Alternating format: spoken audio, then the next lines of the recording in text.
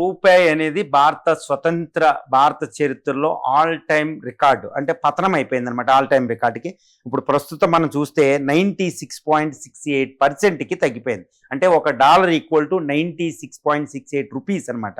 ఇది all time కనిష్ట స్థాయి అని చెప్తారు. ఇది అంటే స్వతంత్రం వచ్చినప్పుడు $1కి $3 ఉండేదన్నమాట. ఇప్పుడు పతనం అవుతూ ఉంటుంది. ఇది ఎప్పుడు కూడా మనం అప్రిషియేట్ అయ్యేది ఎప్పుడు ఉంది, ఎప్పుడు డెప్రిషియేషనే ఉంటుంది అనమాట, తగ్గడమే ఉంటుంది. ఎందుకంటే అప్రిషియేట్ అవుతే ఎకానమీకి ఎప్పుడు మంచిది, కాబట్టి ఎప్పుడు ఆ స్థాయిలోనే ఉంచుతూ ఉంటుంది ఆర్బీఐ ద్రవ్య విధానం ద్వారా. ఇప్పుడైతే ఆర్బీఐ ఎంత అంటే ఓపెన్ మార్కెట్లో ఎంత ఇంటర్వెన్ అయ్యి ఎక్కువ డాలర్లు మనం తర్వాత రూపీని బలపరచడానికి డాలర్లు అమ్ముతున్నప్పటికీ రూపీ విలువ పడిపోతుంది.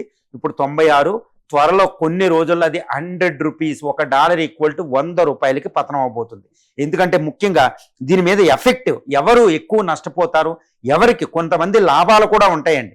ఇది ఎవరికే చెప్పే ముందు కారణాలు బ్రీఫ్గా చెప్పదలిచి వస్తే ముఖ్యమైన కారణం ఏంటంటే, ముఖ్యంగా అవి ఎందుకు పడిపోతున్నాయంటే జియో పొలిటికల్ టెన్షన్స్. మనం ఇరాన్, యుఎస్ వారు, గల్ఫ్లో వారు, తర్వాత రష్యా ఉక్రెయిన్ వారు, ఈ జియో పొలిటికల్ టెన్షన్స్ వల్ల ఈ కరెన్సీ ఓపెన్ మార్కెట్ అనేది చాలా ఒడిదుడుకులు ఎదుర్కొంటుంది.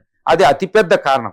తర్వాత ఆయిల్ ప్రైసెస్ రైజ్. ఇప్పుడు హార్ముజ్ స్ట్రైట్ క్లోజ్ అవ్వడం వల్ల ఆయిల్ ప్రైసెస్ రైజ్ అవ్వడం వల్ల రూపీ మీద అంటే ఇంపోర్ట్ బిల్ పెరగడం వల్ల రూపీ మీద ప్రెషర్ వచ్చేసింది. కాబట్టి ఎక్కువ రూపీ బలహీన పడిపోతుంది డాలర్తో పోలిస్తే.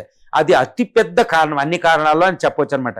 తర్వాత ఎఫ్ఈఐ, ఈ పై 2 ఎఫెక్ట్ల వల్ల ఫారిన్ పోర్ట్ఫోలియో ఇన్వెస్ట్మెంట్, ఎఫ్డిఐతో పాటు ముఖ్యంగా పోర్ట్ఫోలియో ఫారిన్ ఇన్స్టిట్యూషనల్ ఇన్వెస్ట్మెంట్ అంటారు, అవి కొన్ని లక్షల కోట్లు బయటికి వెళ్ళిపోతున్నాయి అనమాట.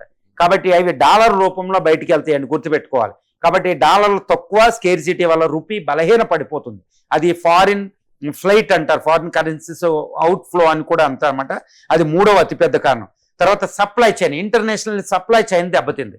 కాబట్టి మనం ఈ పెట్రోలియంని, తర్వాత ఫార్మాస్యూటికల్స్ సంబంధించిన ముడి పదార్థాలని, యూరియా, తర్వాత ముఖ్యంగా వంట నూనెలు కూడా ఎక్కువ దిగుమతి చేసుకుంటున్నాం. కాబట్టి డాలర్లో కొంటున్నాం కాబట్టి మన ఫారిన్ ఎక్స్చేంజ్ రిజర్వ్స్ తగ్గి రూపీ మీద ప్రెజర్ పెరిగిపోయి రూపీ బలహీన పడిపోతుంది అనమాట. తర్వాత రా మెటీరియల్ కాస్ట్ కూడా ఎక్కువైపోయింది. తర్వాత ఎక్కువ రా మెటీరియల్స్ భారతదేశంలో ఫార్మాస్యూటికల్ క్యాపిటల్ కానీ ఎక్కువ రా మెటీరియల్ చైనా నుంచి తెచ్చుకుంటున్నాం. ప్లాస్టిక్, పెట్రోలియం, వీటి వల్ల ఈ రా మెటీరియల్ కొరత కూడా పెరగడం వల్ల వాటి బిల్లు పెరిగిపోవడం వల్ల కూడా రూపీ బలహీన పడిపోతుంది. ఇవి మేజర్ రీజన్స్ అనమాట. మరి ఈ పరిస్థితి ఏంటంటే మారుతుందా అంటే ఇప్పటికి ఇంకా యుద్ధం తాగలే, ఇప్పటికీ జియో పొలిటికల్ టెన్షన్స్ అలా ఉంది. ఆయిల్ హార్ముజ్ స్ట్రైట్ ఓపెన్ అయినా ఇది ఓపెన్ అయ్యే పరిస్థితి అక్కడ లేదు, గ్యాస్. కాబట్టి ఎట్టి పరిస్థితుల్లో కూడా రానున్న కొన్ని నెలల పాటు ఈ ప్రెజర్ అలాగే ఉండబోతుంది. కాబట్టి మన రూపీ విలువ 100 అనేది దాటిపోయే అవకాశాలు అయితే ఇక్కడ ఉన్నాయి. మరి రూపీ డమాలో రూపీ పడిపోవడం వల్ల నష్టం ఎవరికి?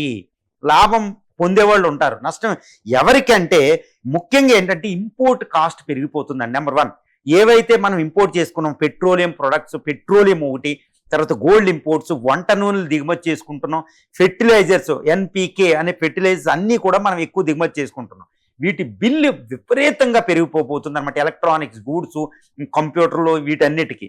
కాబట్టి ఎక్కువ ఇంపోర్ట్స్ అంటే ఆల్మోస్ట్ $969 బిలియన్ మనం ఇంపోర్ట్ చేసుకుంటున్నాం. వాటి కాస్ట్ పెరిగిద్ది అనమాట డాలర్ బలపడడం వల్ల. సో మనం ఎక్కువగా చెల్లించాల్సి వద్ద ఫారిన్ ఎక్స్చేంజ్ రిజర్వ్స్ లాస్ అయిపోతాం.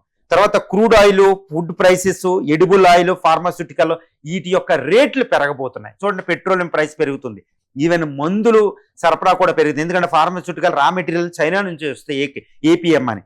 సో మందులు పెరగబోతున్నాయి. ఎడిబుల్ వంట నూనెలు విపరీతంగా పెరిగిపోతున్నాయి. ఎందుకంటే మనం వంట నూనె అవసరాలు 60% బయట నుంచి ఇంపోర్ట్ చేసుకుంటాం. ముఖ్యంగా ఫామ్ ఆయిల్ ఫ్రమ్ ఇది మలేషియా, థాయిలాండ్, ఇండోనేషియా నుంచి. తర్వాత సోయాబీన్, ఈ ఆయిల్ రష్యా, ఉక్రెయిన్ వాటి నుంచి తెచ్చుకుంటున్నాం, సన్ఫ్లవర్ వాటిని. కాబట్టి ఎడిబుల్ ఆయిల్ రేట్లు పెరిగిపోతున్నాయి. అందుకే ప్రైమ్ మినిస్టర్ వాటి వాడకం తగ్గించమని అడిగేది. తర్వాత కొన్ని ఫుడ్ ప్రైసెస్ కూడా పెరిగిపోతాయి, ముఖ్యంగా ఫ్రూట్స్. తర్వాత క్రూడ్ ఆయిల్ రేట్లు ఎలాగో పెరుగుతున్నాయి. కాబట్టి వాటిని కొనే వాళ్ళకి భారం పడుతుంది అనమాట. దీనివల్ల ఇన్ఫ్లేషన్, ద్రవ్యోళ బలం పెరిగిపోద్ది. ఈ ద్రవ్యోళ బలం పెరిగితే ఎవరి మీద భారం అంటే మధ్య తరగతి శాలరీడ్ ఎంప్లాయీస్ మీద ఎక్కువ భారం పడిపోద్ది అనమాట. చాలా డేంజరస్ అనమాట, మామూలు భారం పడదు. తర్వాత కింది వర్గాల సామాన్యులు వేళ్ల మీద కూడా భారం పడిపోద్ది. ఈ రేట్లు పెరిగితే ఎక్కువ అంతా దీనికి స్పెండ్ చేయవలసి వద్ద ఫుడ్కి. సో చాలా తీవ్రమైన జీవన వ్యయం అనేది పెరిగిపోద్ది అనమాట, కాస్ట్ ఆఫ్ లివింగ్. తర్వాత దీంతో పాటు ఏంటంటే ఈ ఫారిన్ ఎడ్యుకేషన్, ఎవరైతే ఫారిన్ వెళ్ళి ఎడ్యుకేషన్ చదువుతారో వాళ్ళు డాలర్ రూపంలో పట్టుకెళ్తారు కాబట్టి మన రూపీ బలహీనంగా ఉంటుంది కాబట్టి ఎక్కువ, అంటే 10 లక్షలు ఖర్చు అవుతూ ఉంటే మన 10 లక్షల డాలర్లతో డాలర్ రూపంలోకి మారుస్తాం కాబట్టి ఎక్కువ రూపాయలు ఇవ్వాలి. కాబట్టి ఫారిన్ ఎడ్యుకేషన్ ఇంకా కాస్ట్ అవబోతుంది, ఎందుకంటే ఇప్పుడు మిలియన్స్ ఆఫ్ ది పీపుల్ వెళ్తున్నారు. తర్వాత ఫారిన్ ట్రావెల్ వెళ్ళాలంటే చాలా కఠినంగా అవుతుంది. తర్వాత వైద్య ఈ విషయాలు కూడా, ఖర్చులు కూడా పెరిగిపోతాయి. తర్వాత క్యాపిటల్ ఫ్లైట్, ఇలా రూపీ బలహీన పడడం వల్ల భారతదేశంకి వచ్చిన పెట్టుబడులన్నీ బయటికి వెళ్ళిపోతాయి. కాబట్టి అది చాలా పెద్ద ప్రమాదం, పెట్టుబడుల కొరత అనేది ఏర్పడుతుంది. తర్వాత డిక్లైన్ ఇన్ స్టాక్ మార్కెట్ పడిపోతుంది, మ్యూచువల్ ఫండ్ ఇన్వెస్ట్మెంట్స్ పడిపోతాయి అనమాట. ఇప్పుడు జరుగుతున్నది అది ఇండియాలో. తర్వాత తర్వాత క్యాపిటల్ అకౌంట్ డెఫిసిట్ అనేది భారతదేశం ఇంపోర్ట్స్ బిల్లు పెరిగిపోతే ఎక్స్పోర్ట్స్ తక్కువ అవుతూ ఉంటాయి. కాబట్టి ఈ యొక్క ట్రేడ్ డెఫిసిట్ వచ్చి ఇండియా మీద చాలా భారం, ఆర్థిక సంక్షోభం దశ కూడా వచ్చేది ఒక్కోసారి అయితే. తర్వాత ఇంట్రెస్ట్ ఆన్ ఫారిన్ డెప్ట్, ఇప్పుడు స్టేట్ గవర్నమెంట్లు వాటికి ఇప్పుడు పోలవరం కట్టడానికి, తర్వాత అమరావతి కట్టడానికి, తర్వాత ఎన్నో ఇన్ఫ్రాస్ట్రక్చర్ ప్రాజెక్టులకి ఫారిన్ నుంచి మనం డెట్ తెచ్చుకుంటాం, వాటి డాలర్లో చెల్లిస్తాం. కాబట్టి ఎక్కువ డాలర్లో చెల్లించాలి, ఎక్కువ రూపాయలు చెల్లించాలి. కాబట్టి ఈ ఫారిన్ డెప్ట్ అనేది చాలా కాస్ట్లీ అవ్వదు. ఇదంతా ఎక్కువ నష్టాలే ఉంటాయి రూపీ పడిపోవడం వల్ల. కానీ లాభపడేది కొందరు ఉంటారన్నమాట. ముఖ్యంగా అంబానీ, అదానీలకు లాభం అంటారు. ఇప్పుడు రాహుల్ గాంధీ గారు అనేది నిజమే, ఎందుకంటే అంబానీ అంబానీ ఏం చేస్తున్నాడు, పెట్రోకెమికల్ ఇండస్ట్రీ ఉంది, పెట్రోలియం దిగుమతి చేసుకుంటారు, కానీ పెట్రోలియం ప్రొడక్ట్స్ని ఎక్స్పోర్ట్ చేస్తారు, వాళ్ళకి బెనిఫిట్ అనమాట. అంటే ఎక్స్పోర్టింగ్ ఇండస్ట్రీసే మన ఎక్స్పోర్ట్స్ అనేది ఎక్కువ ఎక్స్పోర్ట్స్ ఎవరు చేస్తారో వాళ్ళందరికీ బెనిఫిట్స్ ఉంటుంది అనమాట. ముఖ్యంగా పెట్రోకెమికల్, తర్వాత జ్యువెలరీ ఎవరైతే ఎక్స్పోర్ట్ చేస్తారో వాళ్ళకి బెనిఫిట్ వస్తుంది. తర్వాత ఎక్స్పోర్టింగ్ సెక్టార్స్ అన్ని బెనిఫిట్ అవుతాయి, ముఖ్యంగా IT, pharma, petrochemical industry benefit అవుద్ది. తర్వాత ఫారిన్ లో ఉండి ఇండియాకి ఎవరైతే డబ్బులు పంపిస్తారో రెమిటెన్సీస్, వాళ్ళకి ఎక్కువ బెనిఫిట్, ఎందుకంటే వాళ్ళు డాలర్లో పంపిస్తారు, ఇక్కడ ఎక్కువ రూపీలు పొందొచ్చు అనమాట. కాబట్టి వాళ్ళకి ఎక్కువ బెనిఫిట్ ఫారిన్ నుంచి డబ్బులు పంపే వాళ్ళకి.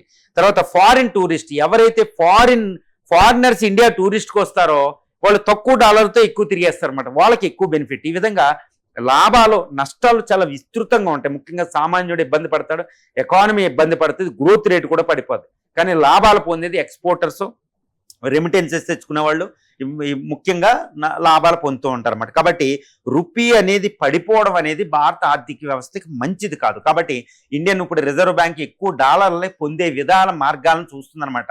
కాబట్టి ఎక్కువ సేవ్ చేసుకోవాలి, ఎడిబుల్ ఆయిల్, పెట్రోలియం, ఈ గోల్డ్ కొనకపోవడం. ప్రైమ్ మినిస్టర్ అందుకనే చాలా జాగ్రత్తగా ఈ విషయాన్ని చెప్పారు. మనం కూడా కాస్త హెల్పింగ్ హ్యాండ్ అనేది ఆర్బీఐకి, ఫైనాన్స్ మినిస్ట్రీకి ఇవ్వడం వల్ల వాళ్ళు విపత్తుని ఎదుర్కొని ఎక్కువ నష్టపోకుండా గ్రోత్ మూమెంటం, వృద్ధి పదాన్ని వాళ్ళు ముందుకు తీసుకెళ్తూ ఉంటారన్నమాట.